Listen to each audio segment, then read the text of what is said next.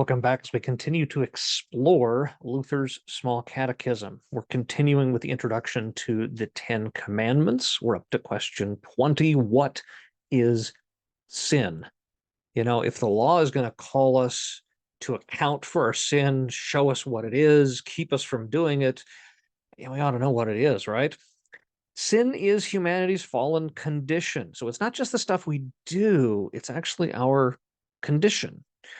We are turned away from God and are unable to look to him for security, meaning, and righteousness. This inner sinful condition results in actual sins of thought, desire, word, or deed that are contrary to God's will, as summarized in the Ten Commandments.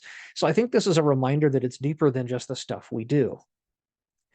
It's our nature, not our originally created nature, but through the fall into sin, our human natures have been corrupted. And so we live a life in sin. That's kind of the nature of who we are. And then out of that comes the actual acts of sin that we do. John writes in 1 John 3:4, everyone who makes a practice of sinning also practices lawlessness. Sin is lawlessness. It's that rebellion. It's that pushing back against God and saying, nope, I know better and I will do things my way. Question 21. How did sin enter God's good creation? Well, we kind of hinted that one already. Here's the answer. The devil brought sin into the world by tempting Adam and Eve, who willingly yielded to the temptation. So we can't just say, well, the devil made me do it. He tempted me. No, even Adam and Eve can't make that claim. They were tempted. They didn't respond well to the temptation. You can look in Genesis chapter 3 and get into the details of the temptation and the twisting of God's word that Satan used to tempt Eve and to tempt Adam into questioning who God was. See, I'm not even precisely sure that it's the eating that was the sinful. It was the doubting that then manifests itself in the eating. John writes in 1 John 3:8, whoever makes a practice of sinning is the devil. Ooh, wow. For the devil has been sinning from the beginning. The reason the Son of God appeared was to destroy the works of the devil. That's what Jesus comes, to get rid of all the sin, the works of the devil. Paul writes in Romans 5:12, therefore, just as sin came into the world through one man and death through sin, so death spread to all men because all sinned. So that fall into sin proceeds through, and now because of that fall, we bear the repercussions of this, which brings us to question 22. How did Adam and Eve's disobedience affect us? Well, here's the answer. In Adam and Eve's sin, the entire human race also fell into sin. We call this original or inherited sin. In other words, it passes from generation to generation, and we are born in this condition. Here's what the psalmist writes in Psalm 51:5, behold, I was brought forth in iniquity, and in sin did my mother conceive me. Not that the conceiving was sinful, but that sinful condition passes from generation to generation. And so we are born in a need for salvation. Here's our last question here in this section.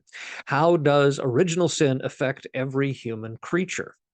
Well, A, without the ability to fear and love God, we are spiritually blind and dead.